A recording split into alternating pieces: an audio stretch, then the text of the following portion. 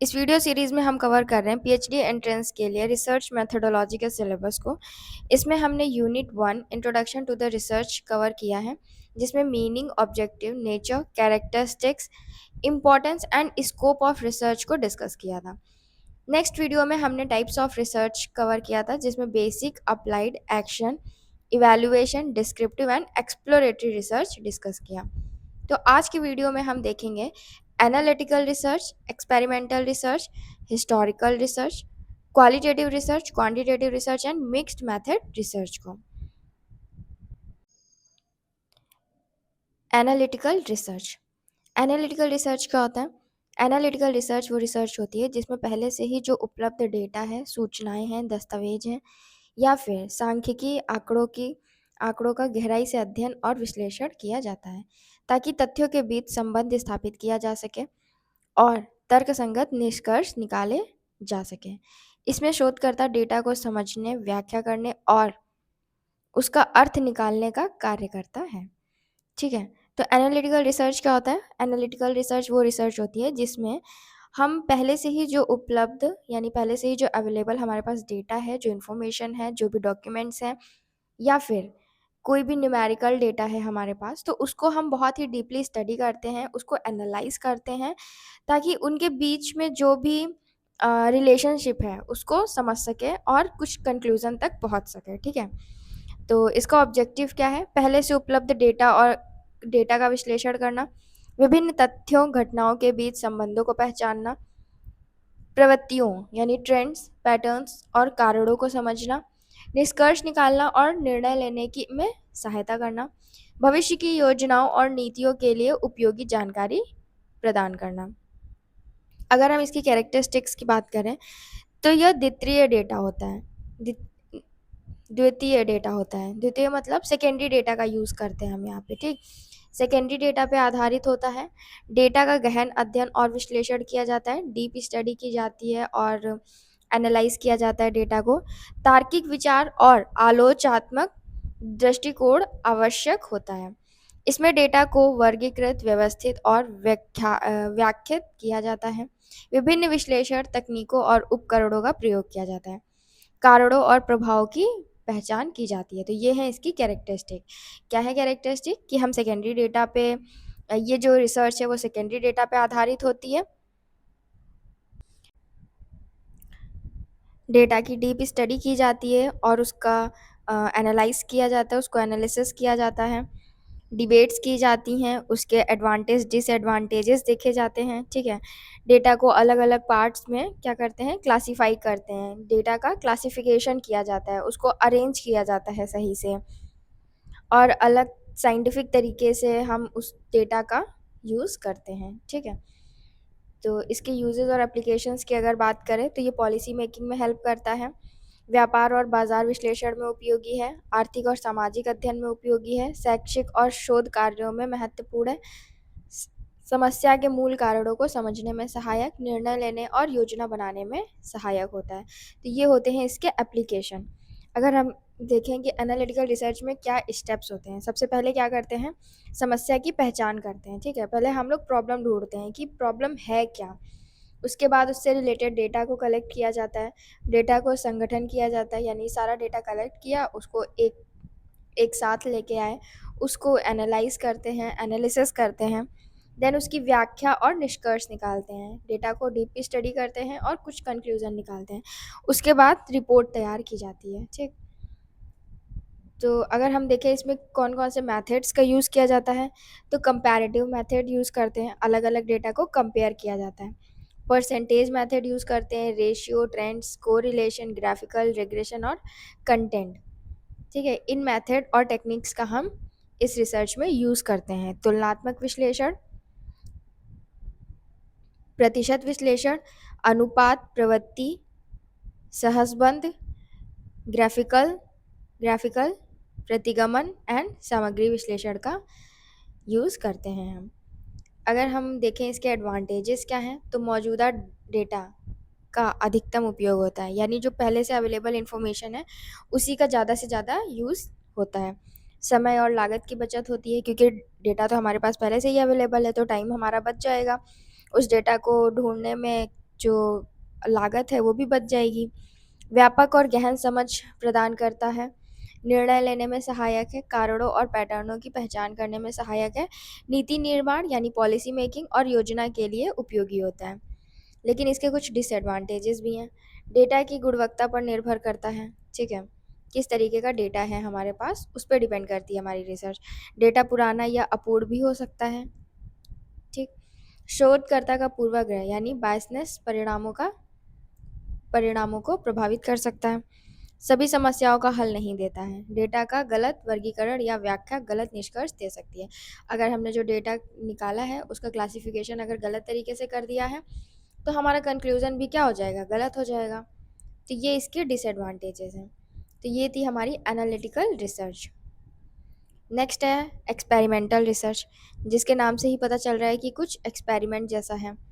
तो experimental research वो research होती है जिसमें शोधकर्ता किसी कारण इंडिपेंडेंट वेरिएबल को जानबूझकर बदलता है। इसका प्रभाव किसी परिणाम यानी डिपेंडेंट वेरिएबल पर पड़ता है या नहीं, इसका परीक्षण करता है। वह शोध कारण परिणाम यानी कॉज इफेक्ट रिलेशनशिप को स्थापित करने के लिए किया जाता है। इसमें नियंत्रण और व्यवस्थित परीक्षण अत्यंत महत्वपूर्ण होता है।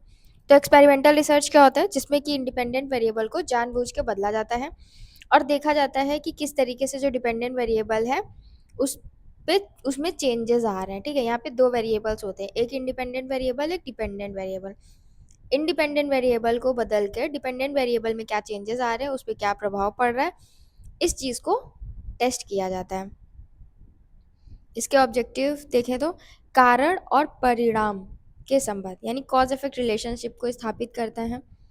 हाइपोथेसिस का परीक्षण करना, वेरिएबल्स के प्रभाव का मापन करना, वैज्ञानिक सिद्धांतों का सत्यापन करना और सामान्यकरण करना, ठीक। इसकी कैरेक्टरिस्टिक्स देखें तो स्वतंत्र चर यानी जो इंडिपेंडेंट वेरिएबल है उसमें चेंजेस किए जाते हैं। डिपेंडेंट वेरिएबल पे क्या प्रभाव पड़ रहा है ये टेस्ट किया जाता है। नियंत्रण समूह और प्रयोग समूह का उपयोग किया जाता है यानी कंट्रोल ग्रुप और एक्सपेरिमेंटल ग्रुप का यूज़ किया जाता है। शोधकर्ता बाहरी कारकों को नियंत्रित या स्थिर रखता है। परिकल्पना, परीक्षण और आंकड़ों के विश्लेषण पर आधारित है। सामान्यता देखें तो प्रयोगशाला या नियंत्रित परिस्थितियों में किया जाता है। एक्सपेरिमेंटल रिसर्च जो है वो कितने टाइप्स की होती हैं। एक होती है प्री एक्सपेरिमेंटल डिज़ाइन, फिर आएगा true experimental design and then quasi experimental design. Pre experimental design क्या होता है, एक समूह पर आधारित, जैसे वन शॉट केस स्टडी या one group present post test, ठीक है। Pre test, post test. True experimental design जैसे पूर्ण नियंत्रण के साथ, जैसे post test only control group design, ठीक। आशंकित नियंत्रण के साथ, जैसे non equivalent control group design हो गया, टाइम सीरीज डिज़ाइन हो गया। तो टाइप्स ऑफ एक्सपेरिमेंटल डिज़ाइन कितनी होंगी। प्री एक्सपेरिमेंटल डिज़ाइन जिसमें वन शॉट केस स्टडी हो सकता है या वन ग्रुप प्री टेस्ट या post test. True experimental design पूर्ण नियंत्रण के साथ, जैसे post test only control group design. और क्वाजी एक्सपेरिमेंटल डिज़ाइन के साथ, ठीक है। देखते हैं कि हम जब भी एक्सपेरिमेंटल रिसर्च करते हैं तो सबसे पहले क्या करते हैं, समस्या की पहचान और अध्ययन, ठीक। साहित्यिक समस्या, पूर्व शोध सिद्धांतों और संबंधित अध्ययनों का अध्ययन करते हैं। फिर हम लोग हाइपोथेसिस क्रिएट करते हैं, अनुसंधान डिज़ाइन करते हैं, उसके बाद उसका हम यूज़ करते हैं और फिर डेटा कलेक्शन करते हैं। डेटा कलेक्शन के बाद डेटा का विश्लेषण किया जाता है, कंक्लूज़न निकाला जाता है और फिर रिपोर्ट तैयार की जाती है। इसके फ़ायदे क्या क्या हैं। कारण परिणाम संबंध स्थापित करने में सहायक है। परिणाम अधिक विश्वसनीय और वस्तुनिष्ठ होता है। चरों पर नियंत्रण होने से त्रुटियां कम होती हैं यानी गलतियां कम होती हैं। अन्य अध्ययनों की तुलना में अधिक वैज्ञानिक निष्कर्षों का सामान्यीकरण किया जा सकता है। अगर हम इसके डिसएडवांटेज देखें तो ये महंगा है और इसमें टाइम लगता है। प्रयोगशाला परिस्थिति कृत्रिम हो सकती है, नैतिक समस्याएं उत्पन्न हो सकती हैं, सभी मानवीय व्यवहारों पर लागू करना ठीक कठिन है, उपकरण सामग्री और विशेषज्ञता की आवश्यकता पड़ती है। लेकिन इसकी कुछ लिमिटेशंस भी हैं। इसकी लिमिटेशंस क्या हैं कि सभी चरों को पूर्णतः नियंत्रण करना संभव नहीं है। जितने भी वेरिएबल्स हैं सभी को कंट्रोल किया जा सके ये पॉसिबल नहीं होता है। प्रतिभागियों की संख्या सीमित हो सकती है। प्रयोग में परिणाम संदर्भ विशेष तक सीमित है और बाहरी वैधता यानी एक्सटर्नल वैलिडिटी कम हो सकती है। ठीक है, तो ये है हमारी क्या एक्सपेरिमेंटल रिसर्च। एक्सपेरिमेंटल रिसर्च क्या, जिसमें कि जो रिसर्चर है वो इंडिपेंडेंट वेरिएबल को चेंज करता है और ये चेक करता है कि डिपेंडेंट वेरिएबल पे उसका क्या असर पड़ रहा है। देन नेक्स्ट है हमारी हिस्टोरिकल रिसर्च। हिस्टोरिकल रिसर्च क्या होता है? हिस्टोरिकल रिसर्च वह शोध है जिसमें अतीत की घटनाओं, व्यक्तियों, संस्थाओं, विचारों, दस्तावेजों और रचनाओं का अध्ययन करके तथ्यों का संग्रह, सत्यापन, विश्लेषण और व्याख्या की जाती है ताकि वर्तमान को समझा जा सके और भविष्य के लिए सीख ली जा सके।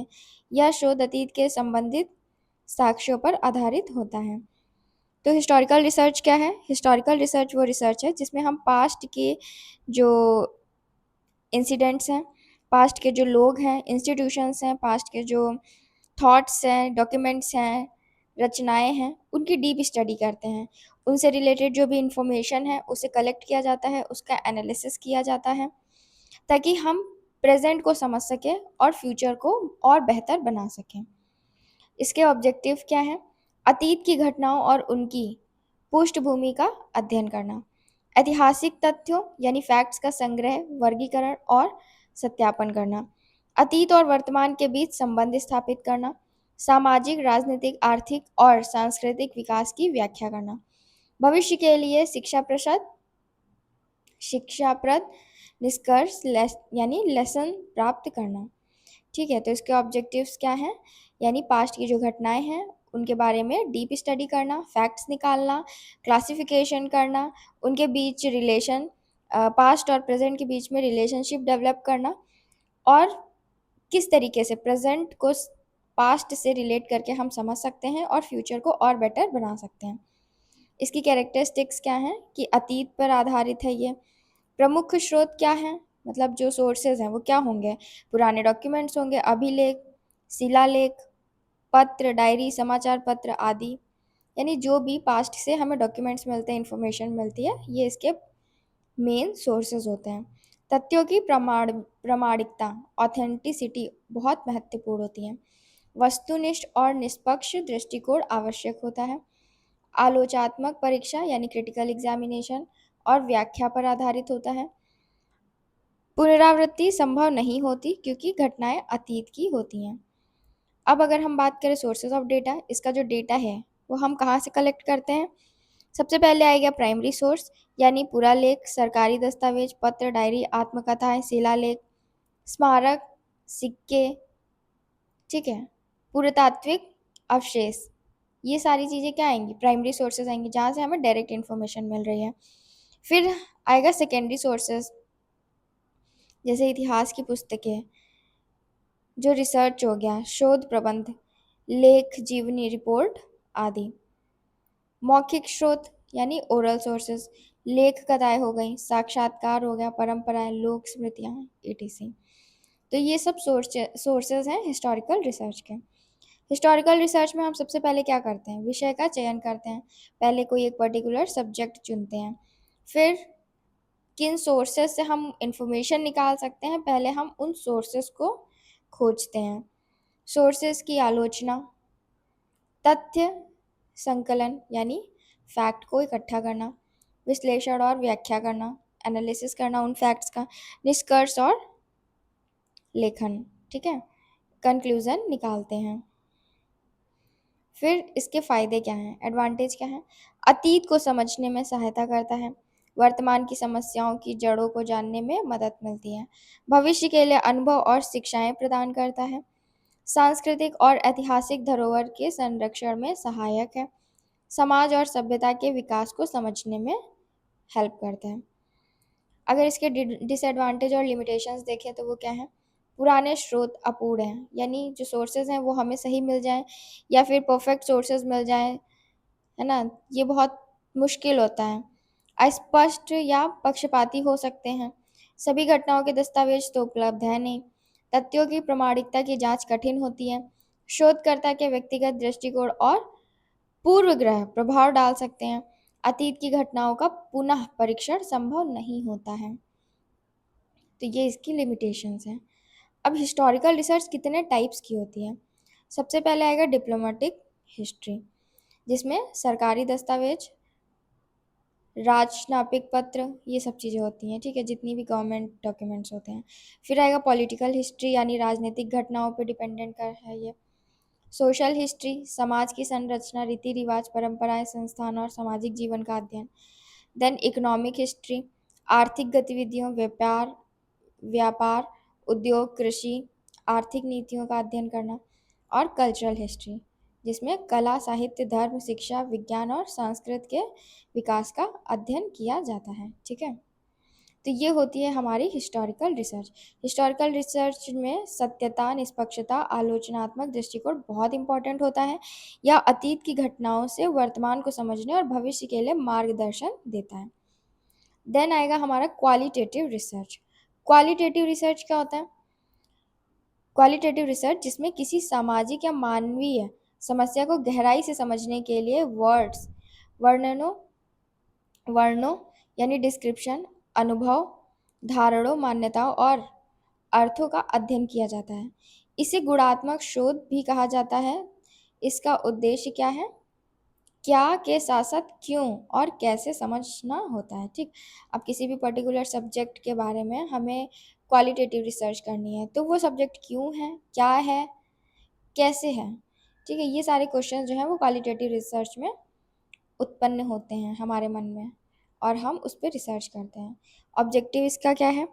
इसका मेन ऑब्जेक्टिव यह है कि समस्या या घटना को गहराई से समझना, व्यक्तियों के अनुभव, दृष्टिकोण और भावनाओं को जानना, सामाजिक या मानवीय संदर्भ को प्राकृतिक रूप में समझना, नए विचारों, अवधारणाओं और सिद्धांतों का अन्वेषण करना, जटिल समस्याओं के छिपे आयामों का अध्ययन करना और भविष्य के लिए परिकल्पना या सिद्धांत निर्माण में सहायता करना। ये इसके मेन ऑब्जेक्टिव्स हैं। अगर हम देखें इसकी कैरेक्टरिस्टिक्स क्या हैं, तो प्राकृतिक परिवेश में अध्ययन किया जाता है, मानवीय अनुभवों और आर्थिक पर अधिक ध्यान दिया जाता है, शोधकर्ता और प्रतिभागी के बीच निकट संपर्क, स्मॉल सैंपल्स का प्रयोग किया जाता है, वर्बल होता है, ये फ्लेक्सिबल नेचर का होता है, ओपन एंडेड रिसर्च होती है, ये एक्सप्लोरेटरी और इंटरैक्टिव रिसर्च होती है, ठीक। पूरे अध्ययन में समग्र दृष्टि यानी होलिस्टिक व्यू अपनाई जाती है। इसके अगर यूसेज और एप्लीकेशन की बात करें, तो जब किसी विषय पर पूर्व जानकारी कम हो, हिस्टोरिकल इन्फॉर्मेशन चाहिए होती है, जब हमें किसी भी पर्टिकुलर सब्जेक्ट से रिलेटेड, वहाँ पे हम अप्लाई करते हैं। जब मानवीय व्यवहार, दृष्टिकोण, भावनाओं को समझना हो, नीति निर्माण, कार्यक्रम विकास,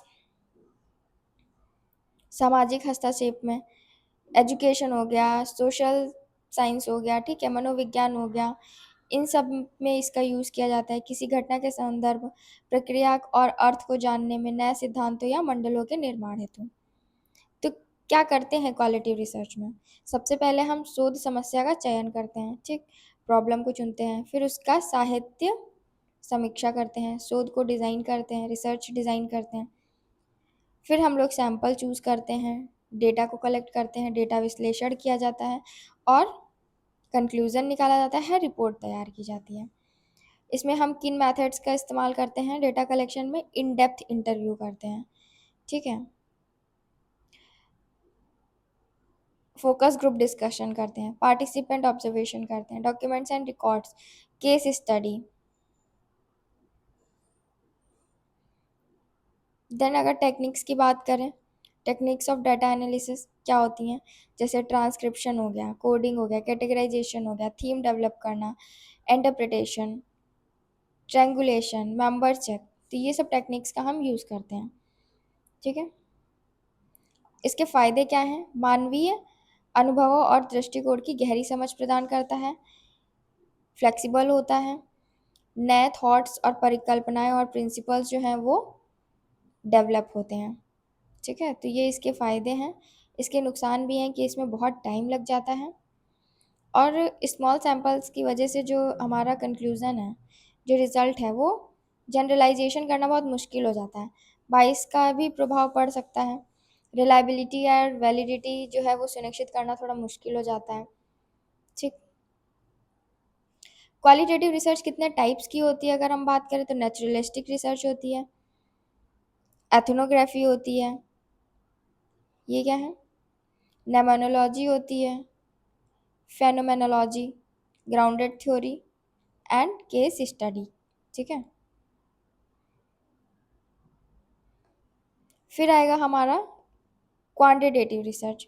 क्वांटिटेटिव रिसर्च यानी स्टैटिस्टिकल रिसर्च को क्वांटिटेटिव रिसर्च कहेंगे, जिसमें संख्यात्मक यानी न्यूमेरिकल डेटा को इकट्ठा किया जाता है और उसके ऑब्जेक्टिव को देखा जाता है, फिर उसके बाद हम कंक्लूज़न तक पहुंचते हैं। तो इसके मेन ऑब्जेक्टिव क्या हैं? समस्या या घटना को संख्याओं के रूप में मापना, जो भी प्रॉब्लम है, जो भी घटना है, उसको क्वांटिटी के से टेस्ट करते हैं। हाइपोथेसिस को टेस्ट करते हैं, प्रिडिक्शन करते हैं हम इसमें, कारण परिणाम संबंधों की जांच करते हैं। इसकी कैरेक्टरिस्टिक देखें तो मेनली ये जो रिसर्च है वो न्यूमेरिक रूप में होती है, स्ट्रक्चर्ड होती है, हाइपोथेसिस टेस्टिंग होती है, लार्ज सैंपल्स चाहिए होते हैं हमें इसके लिए, ऑब्जेक्टिव हम लोग डिसाइड करते हैं। ठीक है। और इसको जनरलाइजेशन की जो क्षमता है यहाँ पे ज़्यादा होती है।